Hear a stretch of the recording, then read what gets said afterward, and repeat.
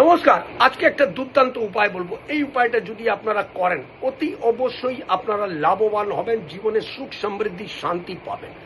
আপনার জীবনে যদি কোনো রকমই শনি দ্বারা আপনি পীড়িত আছেন, বা আপনার শ্রাপিত দোষ আছে, বা পিতৃদোষ আছে, বা শনির 7.5 চলছে, বা শনির ঢাইয়া চলছে, বা শনির দশা অন্তর্দশা চলছে, মানে যে কোনো কারণে শনি দ্বারা যদি আপনি পীড়িত আছেন, তাহলে একটা ছোট্ট উপায় করবেন, দেখবেন আপনাদের জীবনের শনি দ্বারা সব কষ্ট থেকে আপনি রেহাই পাবেন।